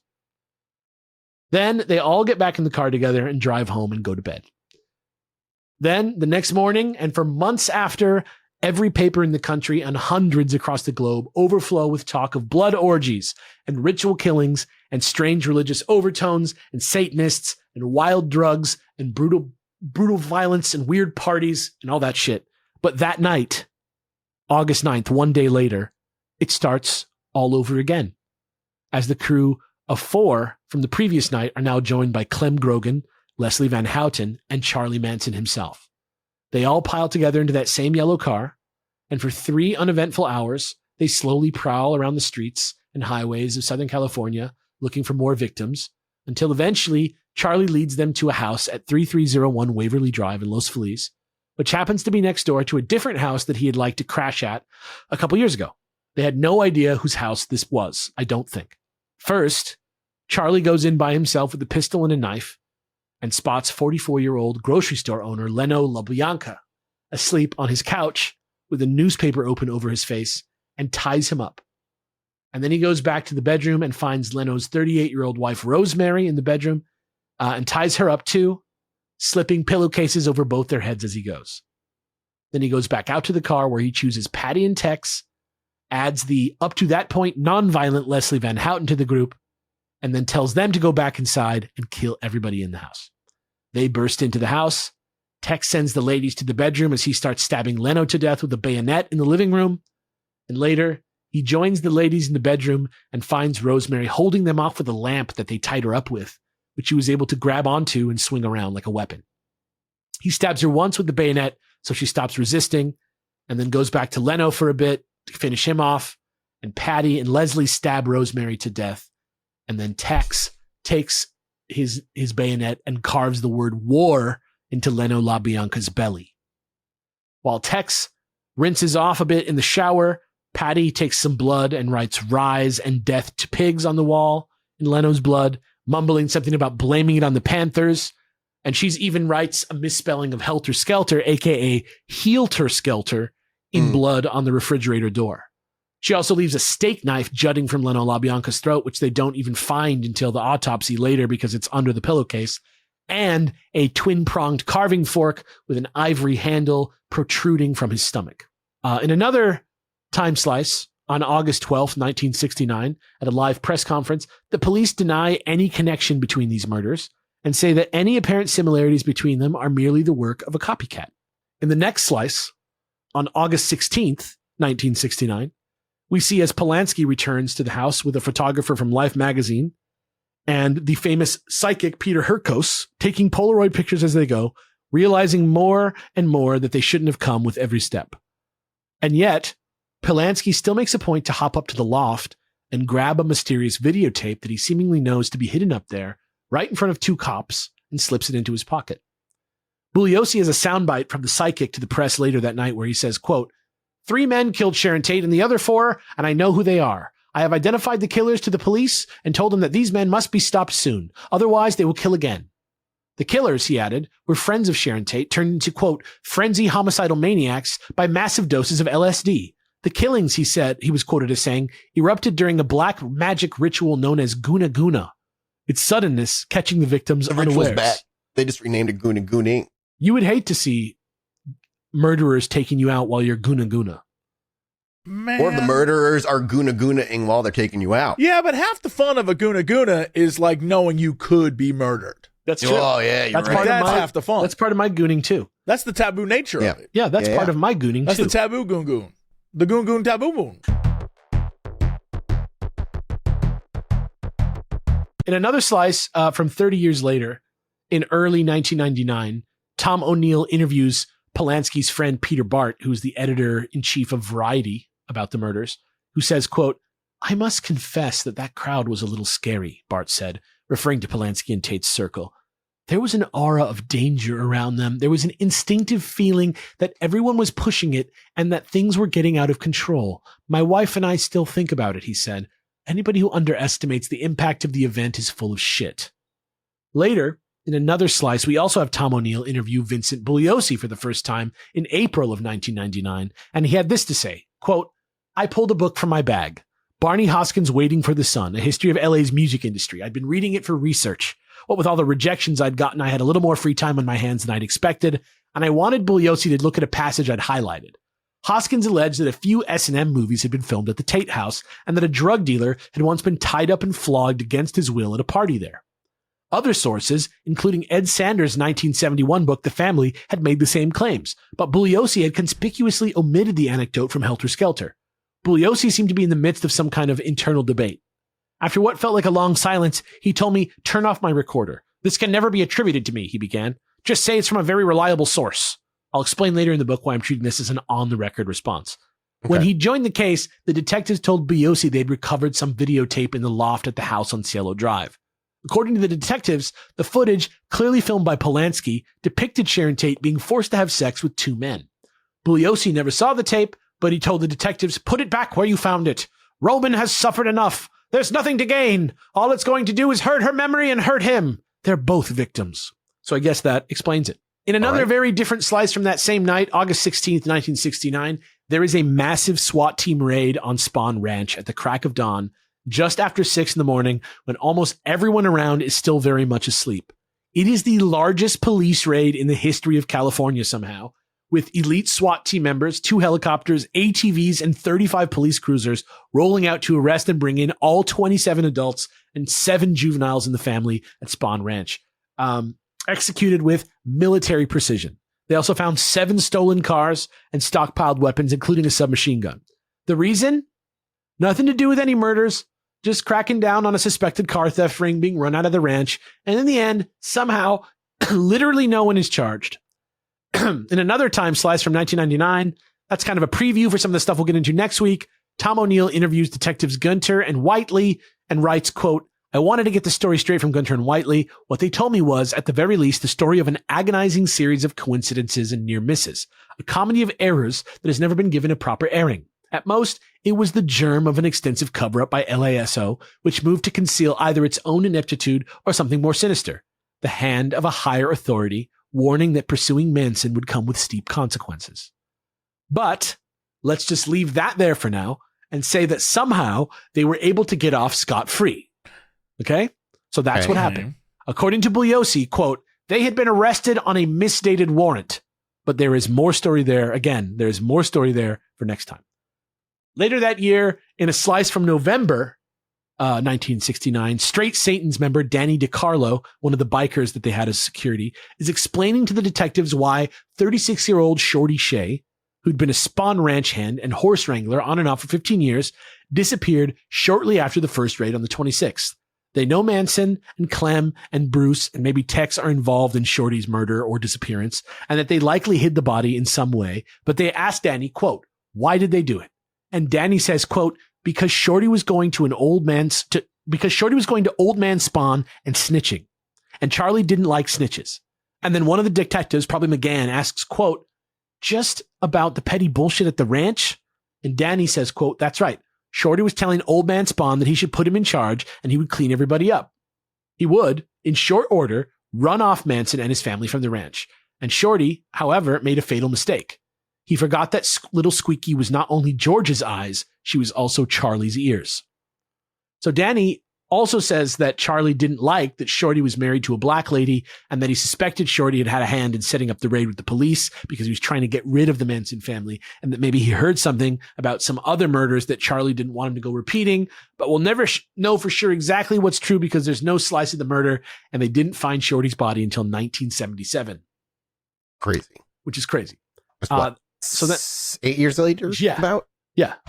So then finally, in a slice from September 29th, after the family had spent a few months slowly pissing off the authorities and neighbors with their weird activities, like giving pot to the sheriff's 15-year-old niece or burning some like earth-moving equipment parked at Death Valley National Monument, and a few people who lived in the nearby area said they feared for their lives with these people around, the cops finally decided to go check out Barker Ranch.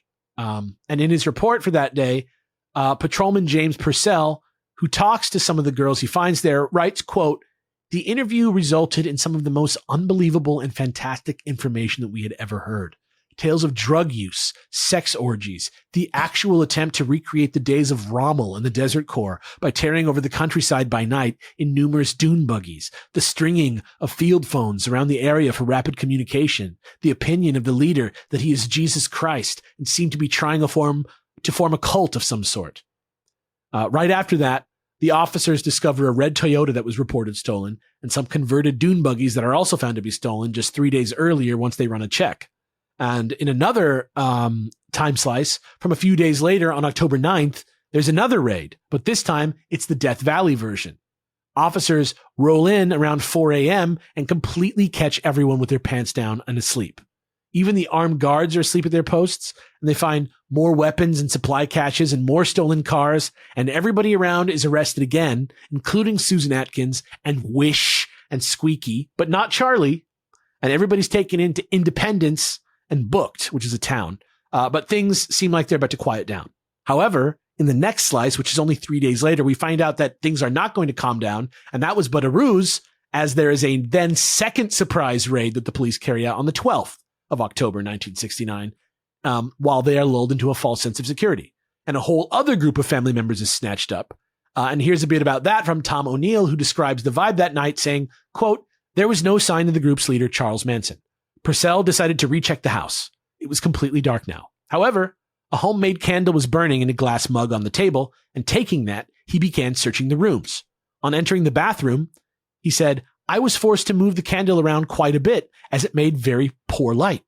I lowered the candle toward the hand basin and small cupboard below and saw long hair hanging out of the top of the cupboard, which was partially open. It seemed impossible that a person could get into such a small space, but without Purcell's having to say anything, a figure began to emerge from the tiny cupboard. After I recovered from the initial shock, I advised the subject to continue out and not make any false moves. As he emerged, he made a comment more or less in a humorous vein about being glad to get out of that cramped space. The subject was dressed entirely in buckskins, much different than all the others we had found. I asked the subject who he was. He immediately replied, Charlie Manson. He was taken to the back door and turned over to the officers outside.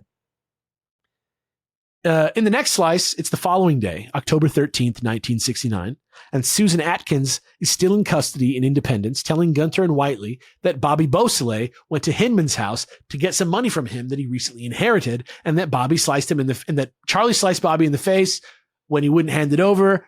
I'm sorry, Charlie sliced Hinman in the face when he wouldn't hand the money over, and then they tortured Hinman for 2 days and 2 nights before Hinman screamed, "Don't, Bobby," and then came staggering in from the kitchen, having been stabbed in the chest, and they were about to leave, but then she said Hinman started making noises, so Bobby had to go back in and do some more until she finally heard him gurgle and die, and the detectives are like, "What the fuck are you talking about?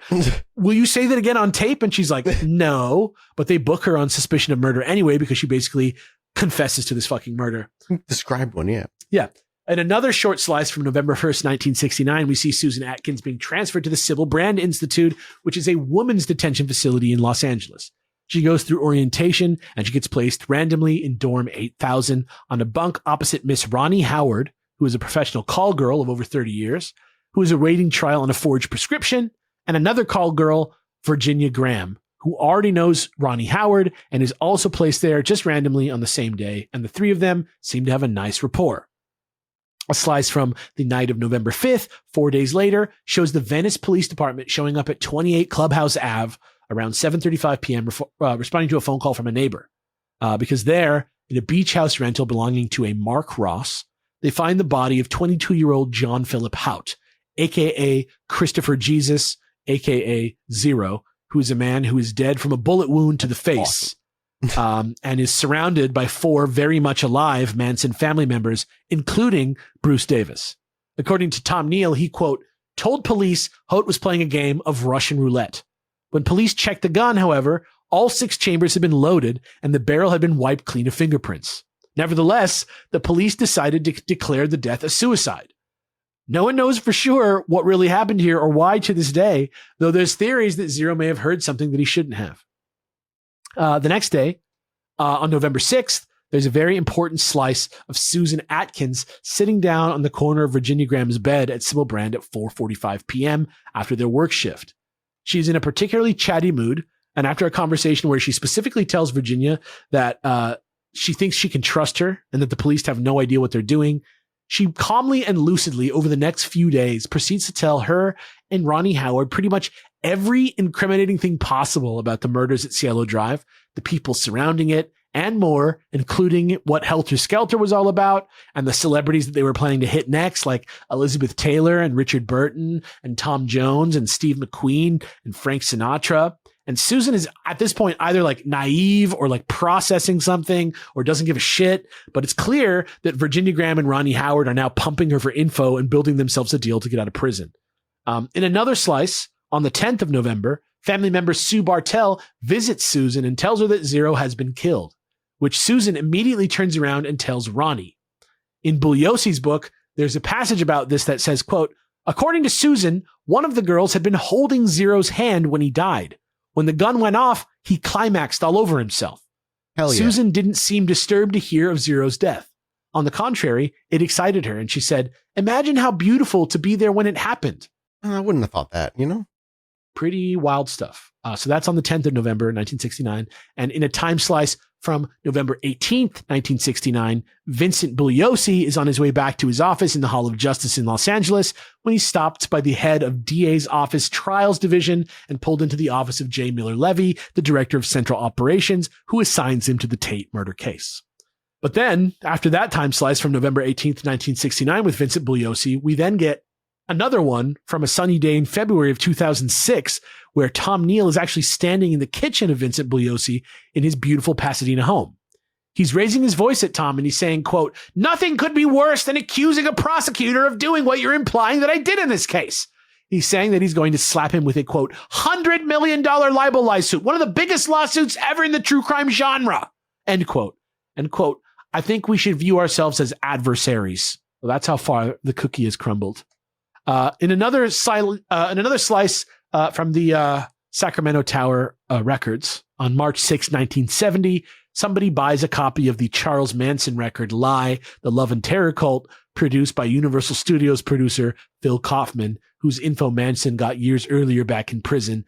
The album only sold 300 of its 2,000 press copies.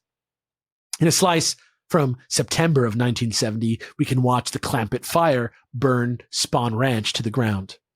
4 years later, in a slice from September 22nd, 1974, we watch George Spahn draw his last breath at the age of 85 in a room at the Sherwood Convalescent Hospital in Van Nuys. Also ripped to Bill from Bill's Burgers in Van Nuys. What a legend. Damn, fucking crazy. In another slice from 6 years later, 1980, September, John Lennon and Yoko Ono are interviewed by David Sheff from Playboy in New York. For this one, we lost the audio, so we're going to have Mathis and Jesse recreate this for you from the text. Jesse, you be Playboy, and Mathis, it is now time for you to embody John Lennon, something else I did not plan after our conversation last week. I'm excited for this. John Lennon? How did you react to the misinterpretations of your songs? For instance, it's good. The most obvious is the maybe it's Paul, maybe it's who knows? No, it's fantastic. The most obvious is the Paul is dead fiasco. You already explained the line in Glass Onion. What about the line in Strawberry Fields Forever? I buried Paul. I said cranberry sauce. That's all I said. Some people like ping pong. Other people like digging over graves. Some people will do anything rather than be here now.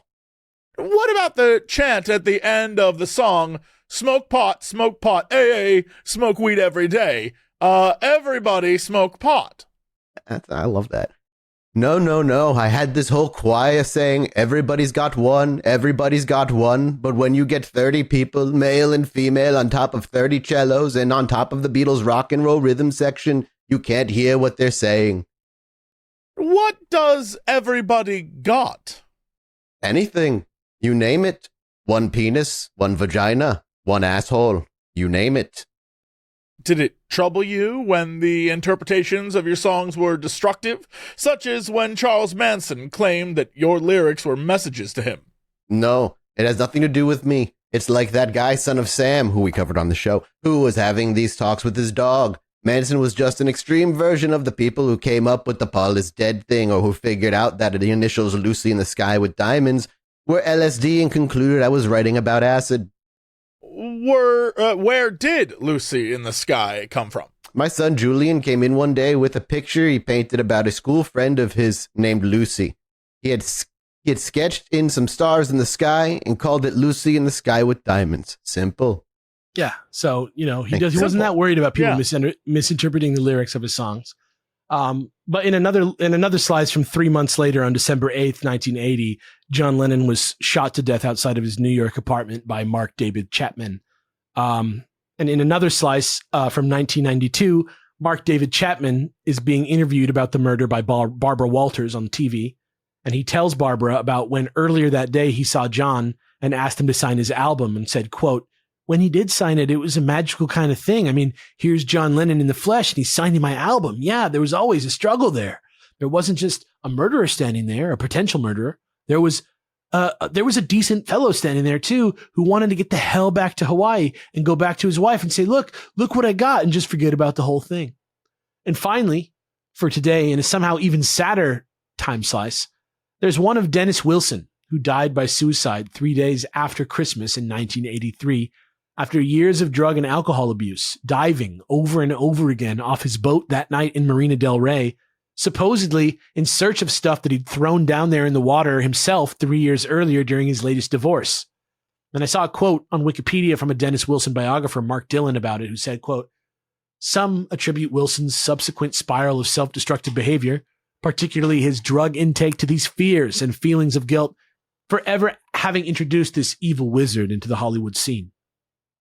In the words of Charles Manson, Dennis Wilson was killed by my shadow because he took my music and changed the words for my soul. So I don't know. I just think Hollywood culture kind of sucks in some key ways. What do you guys think? Only a couple key ways, though. Yeah. Anyway, that's it for part one of Charles Manson. Don't forget about posting your LA stories on r/Chilluminati Pod. Buy tickets to see us in Chicago on November 1st at chilluminatipod.fm. There is only 5 left. And get access to this week's fully scripted supplemental LA month minisode, The Ballad of Bobby Beausoleil, at patreon.com/ChilluminatiPod, in which we go a little more in depth into one of the more colorful characters in this story who I couldn't properly fit into the show because this story's kind of crazy and goes all over the place. And anyway, that's it for me. Thanks for listening. Mathis, take us away. We're off to go to the Minnesota patreon.com/ChilluminatiPod. We appreciate you. We love you. Goodbye. Yeah.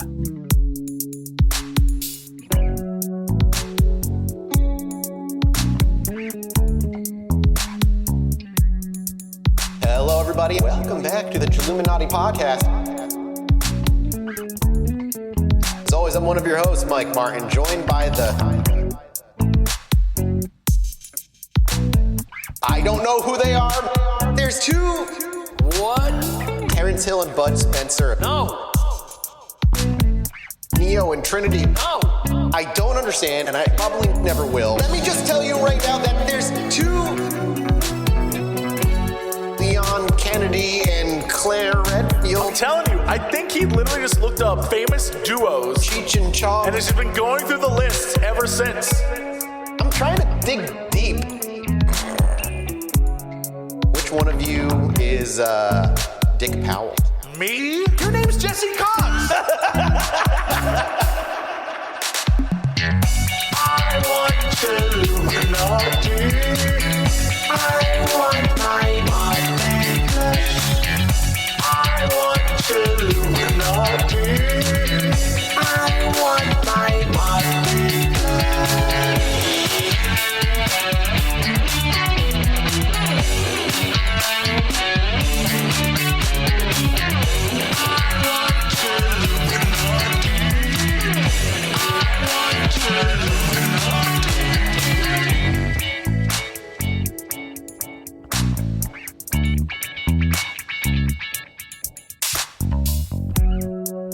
Hello, everybody. Welcome back to the Chilluminati podcast.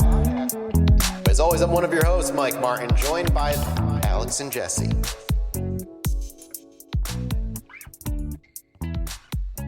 Like a shooting star across the sky that's actually a UFO.